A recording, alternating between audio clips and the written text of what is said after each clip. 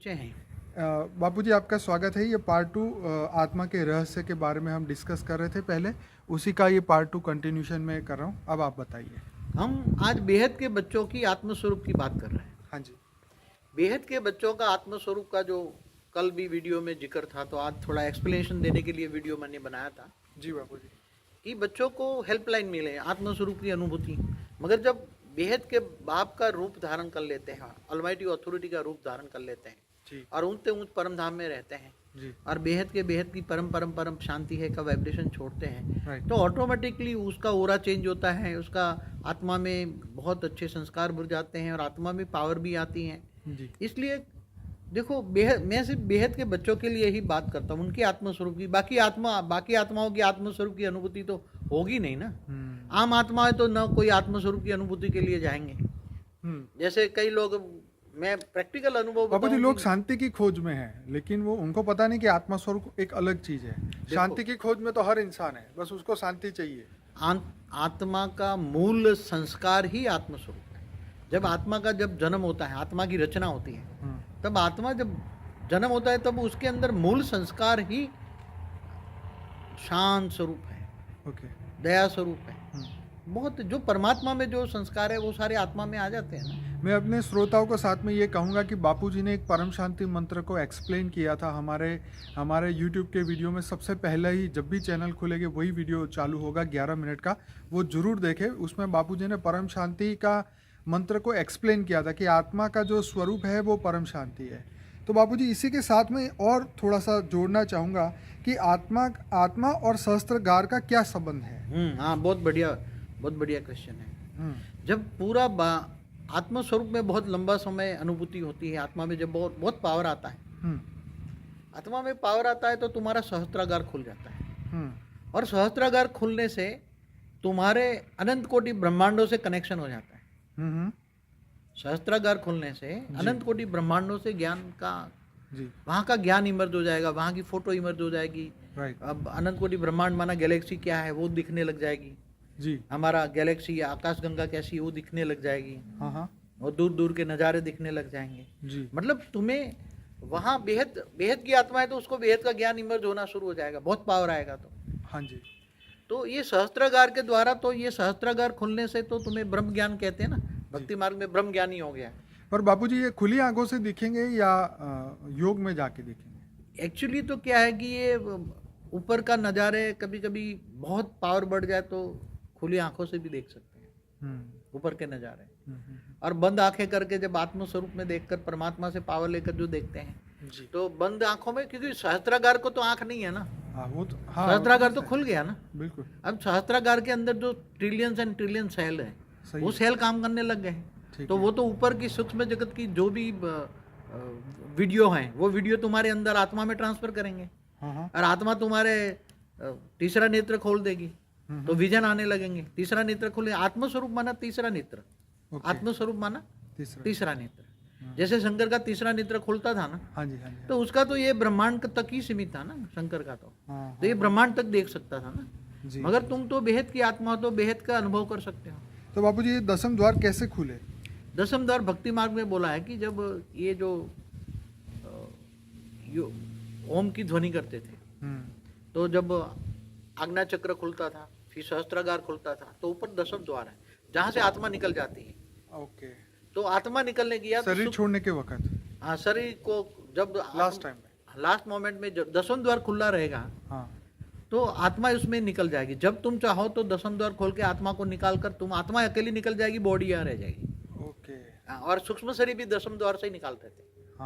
जो आत्मा योगी लोग सूक्ष्म शरीर बाहर निकाल के घूमते हैं ना, तो दसम द्वार से खुलाते हैं, तो उसके दसम द्वार खुल जाते हैं। आत्मा में इतनी शक्ति आ जाती है, मगर शरीर को परिवर्तन करने की शक्ति इनके पास नहीं है। किन आत्माओं का खुलता है? किन आत्माओं का खुलता है? दसम द्वार। अभी तो देखो, जिनका सहस्त्रागार खुल जाता है, हाँ जी, और सहस्त्रागार खुलते खुलते खुलते लंबे समय तक ऊपर की दुनिया का विजन देखते हैं, ठीक है, फिर हद की दुनिया अच्छी नहीं लगती, हाँ जी। तो कई बार क्या है कि चलो यहाँ तो ये दुनिया में नहीं रहना है जी, अब हम अपना ही, उसके अंदर इच्छा शक्ति आ जाती है, तो वो खुद आत्मा वो दसम द्वार खुलने से आत्मा वहाँ से निकल जाएगी, शरीर रह जाएगा उसका, क्या शरीर रहेगा। शरीर रह जाएगा, तो इच्छा मृत्यु का उसको शक्ति आ जाएगी, इच्छा मृत्यु की शक्ति आ जाएगी। अरे वाह, वो तो भक्ति मार्ग में भी है।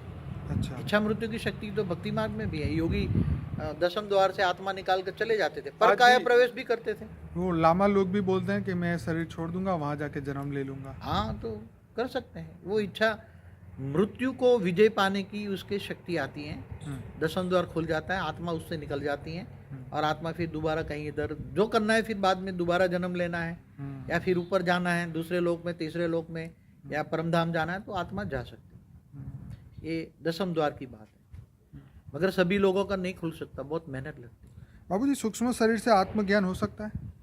हाँ, सूक्ष्म शरीर से भी आत्मज्ञान, जैसे 5 तत्वों की आत्मा, 5 तत्वों का मनुष्य है, और सूक्ष्म में जो आत्मा है, कई ज्ञानी तो आत्मा है, बहुत तड़पती हैं, हाँ, तो वो आत्मा ही ज्ञान लेने के लिए कहीं ना कहीं इधर इधर जाती रहती है, मंदिरों में भी जाती हैं। हाँ, ज़्यादातर आत्मा मंदिरों में बहुत रहती है। जो मंदिर, जिन्होंने मंदिर को पूरी जिंदगी मंदिर में गए, तो मंदिर में जाएगी ना। फिर जब यहाँ यज्ञ हवन करते, तो वहाँ भी सूक्ष्म जगत की आत्माएं जाती हैं। जहाँ रामायण की कथा, महाभारत की कथा, गीता का कथा होती है, वहाँ भी सूक्ष्म जगत की आत्माएं जाती है वहाँ सब, और वहाँ लाखों की तादाद में वो सुनती है आत्माएं। और जो ज्ञानी तो आत्मा है, जो बेहद की आत्मा है, वो कहीं ना कहीं बेहद के घर में जहाँ वीडियो चलता है, वहाँ जाके सुनती है वो आत्माएं, और वो वीडियो सुनती है और वो ज्ञान मार्ग में चलती है। मगर वो जल्दी ज्ञान को पिकअप कर लेती है, क्योंकि वो आत्मा बंधायमान नहीं है ना किसी से। यहाँ तो हद वाला मनुष्य तो बंधायमान है ना, इसलिए सूक्ष्म जगत की आत्माओं को पुरुषार्थ करने में ज्यादा दिक्कत नहीं लगती, क्योंकि उसको लौकिक बैलेंस नहीं रखना है ना। यहाँ सूक्ष्म जगत वाली आत्माओं को कोई बंधायमान नहीं है ना, और पावरफुल आत्मा है, तो ये भूत प्रेत भी उसको कुछ नहीं कर सकते। नहीं तो भूत प्रेत भी एक दूसरी आत्माओं को बहुत परेशान करते हैं सूक्ष्म जगत में जी, मगर जब पावरफुल आत्माएं होती है, तो उसकी आत्माओं में अग्नि तत्व ज्यादा होता है, हाँ। और बेहद की आत्माओं को थोड़ा योग करेगी तो परम अग्नि ट्रांसफर हो जाती है, तो उसके अंदर लाइट ज़्यादा होती है, तो वो दूसरे भूत प्रेत भी उसको सलाम करते रहते हैं, अच्छा, उसको झुक के रहते हैं, उसको कोई परेशान नहीं करता। इसलिए सूक्ष्म जगत में आत्मा भी ज़्यादा पुरुषार्थ करके जल्दी तैयार हो सकती है, मनुष्य से भी ज़्यादा।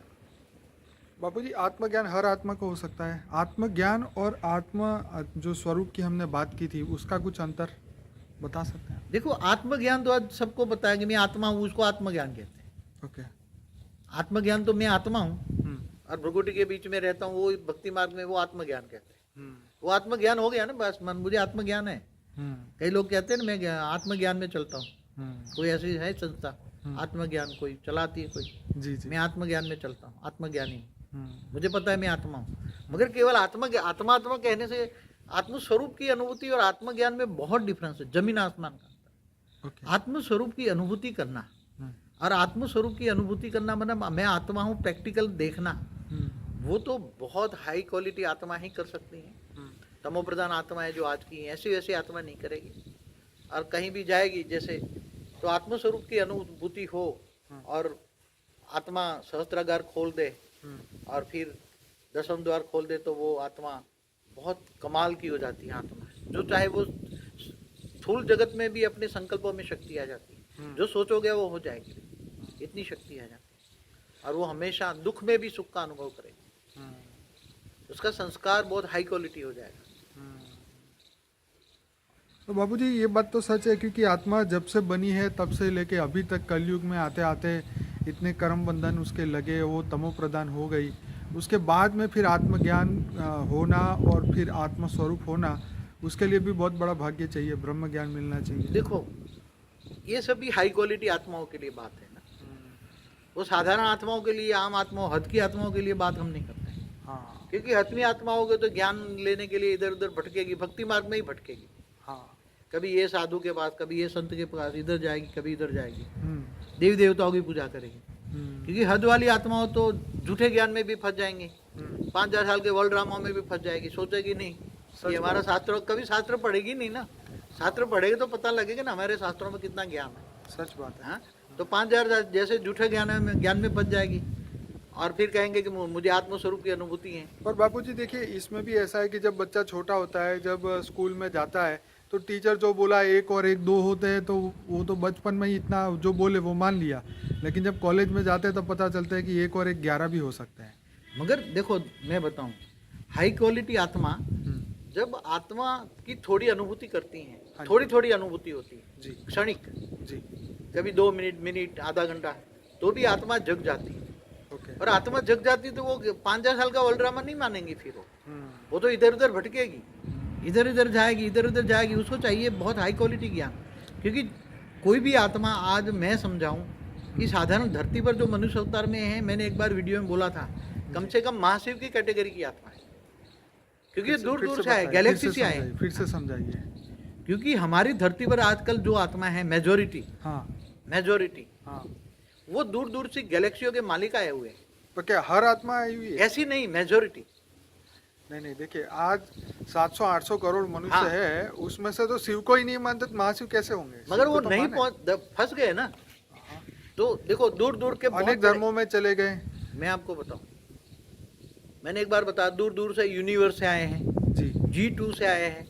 G2 से 33 कोटि देव देवता आए तो 66 करोड़ हो गए ना।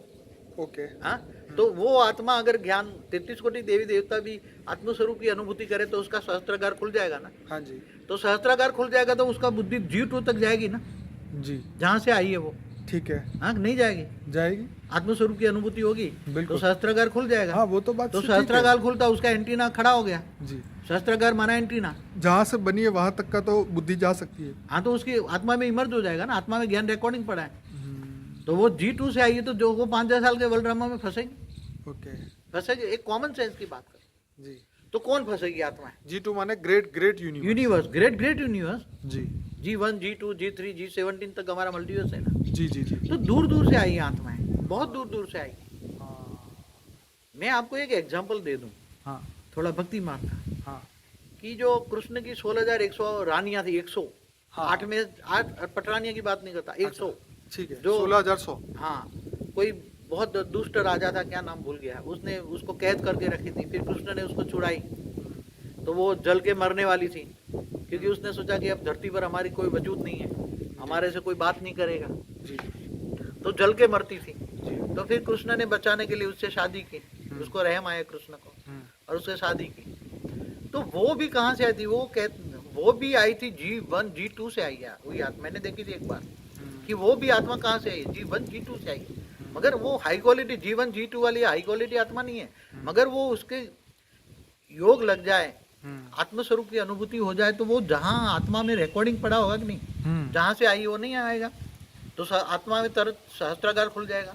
तो जहाँ से आई है तो वो बहुत ऐसी आत्मा है, और वो ज्यादातर बीके में ऐसे बैठी है, G1, G2 से आई हुई। वो भेद की नहीं है, मगर साधारण है, उसके अंदर पावर इतना नहीं है। मगर अगर आत्मस्वरूप की अनुभूति हो, मैं बताऊं, तो क्या वो G1, G2 से आई है तो क्या 5,000 साल का वर्ल्ड ड्रामा कहेगी वो आत्मा? ये तो सच बात है। ये तो बिलीव करना अब मुश्किल है, क्योंकि अब तो साइंस इतना तरक्की कर चुका है, इतने प्रूफ मिल चुके हैं। मतलब अगर पढ़ा लिखा बंदा तो है भी तो लग गया है ना डेफिनेटली है, तो वहाँ भी फिर भी भटकते रहते हैं ना। वो तो उनका प्रॉब्लम नहीं, है। मगर आत्मस्वरूप की अनुभूति नहीं है ना। कहते बड़े बड़े लोग कहते हैं हाँ, कि मैं ये मुझे तो आत्मस्वरूप की अनुभूति होती है, मैं आत्मस्वरूप में रहता हूँ। हाँ। हाँ, ये सब डंगे लगाते हैं ना, जी, 80 साल से बैठे हुए हैं जहाँ। हाँ जी, हाँ जी। बड़ी बड़ी दादी दीदियाँ जो कह जी, रही जी, जी, हैं। जी। हाँ? अरे हाँ, वही। आत्मस्वरूप की अनुभूति हो जाए तो तुम्हें पद लालसा नहीं रहेगी, हाँ, तुम्हें कोई इच्छा ही नहीं रहेगी। इच्छा मात्र अविद्या बनोगे, नष्टो मोह बनोगे। ये तो बहुत बढ़िया न बात तुम बड़ी बड़ी सभाओं में जाओगे, हाँ। न किसी को मिलोगे, तुम्हें एकांतवास अच्छा लगेगा, न बोलने की इच्छा होगी। सच बात है। मुझे भी कई बार लोग बोलते हैं कि बापूजी को हम यहाँ बुलाते हैं, उनका सम्मान करते हैं उनको। मैंने कहा भाई बापूजी की तो बातें छोड़ दे, वो तो कहीं जाने वाले नहीं है, वो कहीं भी नहीं। मतलब वो सब मीटिंगों में बुलाना चाहते हैं कि बापूजी कॉन्फ्रेंस में आए, दुनिया भर में मैसेज दे। मैंने कहा हम तो वो यूट्यूब के माध्यम से दे ही रहे हैं, जो बापूजी कहना चाह रहे हैं वो तो बिंदास बोल रहे हैं, लेकिन ऐसे कोई उनको सम्मान की कोई आशा नहीं है। मान शान से परे हो जाती है ना, जब उसको विजन आ जाएगा, भेद का ज्ञान हो जाएगा। सहस्त्रागार बोलने से जो आत्मा की ओरिजिनल रिकॉर्ड पड़ी है ना आत्मा में, जी वो इमर्ज हो जाएगी। और आत्मा में जब रिकॉर्ड इमर्ज हो जाएगी, सहस्त्रागार खुल जाएगा, तो जहां से वो आई है ऊपर से नीचे का ज्ञान इमर्ज हो जाएगा उसको। तो फिर ये हद की दुनिया का मान शान क्या करेगा? सच बात है। मेरे पास तो हद की चीजें लेकर, पहले कोई फूल गुलदस्ता लेकर आता, मैंने बोला क्यों पैसे वेस्ट करते हो गुलदस्तों में, इसी बजाय अच्छे काम में लगाओ ना। मैं तो ऐसे लेता ही नहीं हूँ, रख तेरे पास भाई, मैं नहीं चाहता। मैं तो सबके बीच में कहता हूँ, उसको लगता है, मगर मैं हद की पहले ही नियम बनाया, मैं हद की कोई चीज स्वीकारता नहीं हूँ। क्योंकि वाणियों में क्या बोला, बेहद का बाप बेहद के बच्चों से बेहद की बातें करता है। जी हद की बातें हद के मनुष्य करते हैं। इसलिए हद के यहाँ चांस ही नहीं है। और रहा मान छान से परे हैं हम, हमें कुछ चाहिए नहीं, हम simple living and high thinking, कम से कम खर्च में हमने गुजारा है। जी। बहुत कमाते थे तो भी हमने जगत कल्याण में लगाया, हमने कभी अपने ऊपर नहीं लगाया कभी भी। जी जो हमारे साथ रहते हैं उनको पता है।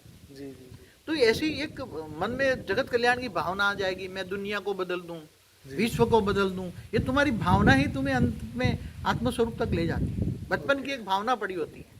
तो इंसान को बार बार ये सोचना चाहिए कि मुझे बेहद के परम परम पद में जाना है, बेहद के परम परम धाम जाना है।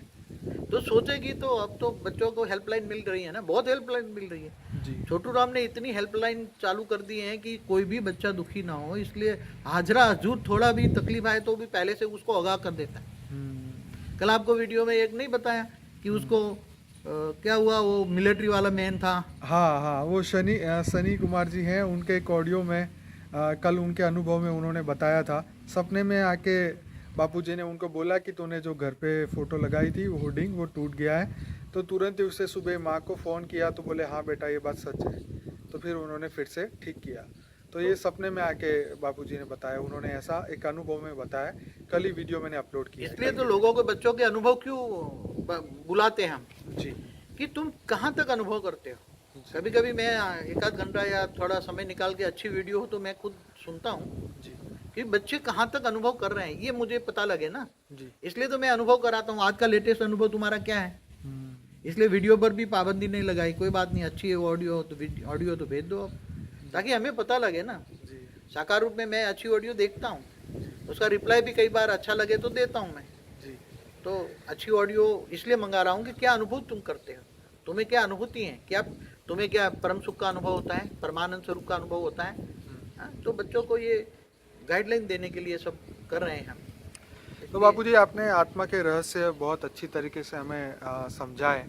और ये जान के बड़ी खुशी होती है कि जब अपनी मंजिल हमें एक तो मिल जाए और अपने जन्म का कारण पता चल जाए कि हमारी आत्मा का जन्म किस कारण हुआ था और क्या क्या ये हमारे आत्मा का हिस्ट्री में क्या क्या हुआ। तो इससे जो है आगे आने वाले समय में हम बेहतर तरीके से अपने कार्य कर सकते हैं।